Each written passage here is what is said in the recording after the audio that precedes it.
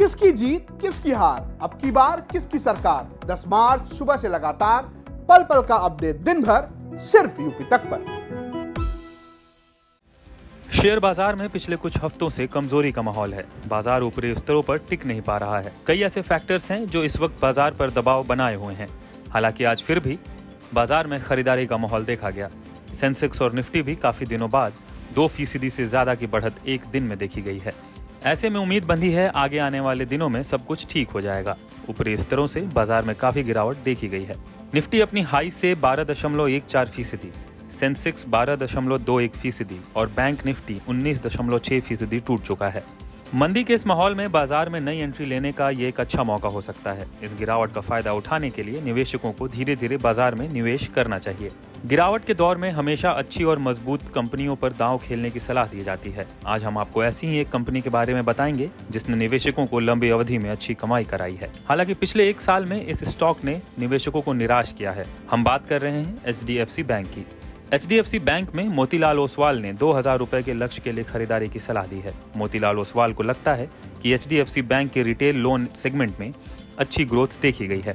इसके अलावा ब्याज आय बढ़ने से भी बैंक के मार्जिन में सुधार देखने को मिलेगा। मोतीलाल ओसवाल को मौजूदा स्तरों से HDFC बैंक में 50% बढ़ोतरी की उम्मीद है। वैसे भी देखा जाए तो पिछले 2 दिन में बैंकिंग शेयरों में निचले स्तरों से अच्छी खरीदारी देखने को मिली है। आज भी बैंक निफ्टी में शामिल सभी स्टॉक्स हरे निशान पे बंद हुए। HDFC बैंक का शेयर 3.26% चढ़कर 1371 पर क्लोज हुआ। इंडसइंड बैंक का शेयर 4.59% बढ़कर 889 पर बंद हुआ। SBI 2.73 बढ़कर 452, कोटक बैंक 1.45 मजबूत होकर 1748 पर क्लोज हुआ। ICICI बैंक 0.75 बढ़कर 670 और एक्सिस बैंक 0.98 मजबूत होकर 677 पर बंद हुआ। कुल मिलाकर बुधवार का दिन बैंकिंग शेयरों के नाम रहा। बैंकिंग स्टॉक्स पर सिटी की भी रिपोर्ट आई है। इस रिपोर्ट में कहा गया है कि बैंक की वैल्यूएशंस निफ्टी और ग्लोबल प्रतिद्वंदियों की तुलना में आकर्षक है। सिटी को लार्ज कैप में ICICI bank, HDFC bank, axis bank पसंद है। मिड कैप कैटेगरी में AU बैंक टॉप पिक है।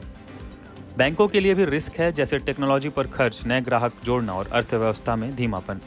कुल मिलाकर सिटी भी बैंकिंग शेयरों पर बुलिश है। गिरावट के बाद अच्छे बैंकिंग स्टॉक्स की वैल्यूएशन काफी आकर्षक हो गए हैं। यही वजह है कि कई ब्रोकर्स बैंकिंग शेयरों पर दांव खेलने की सलाह दे रहे हैं। वैसे हमेशा हमारी सलाह रहती है कि बाजार के जानकार की सलाह के बाद ही शेयर बाजार में पैसे लगाने चाहिए।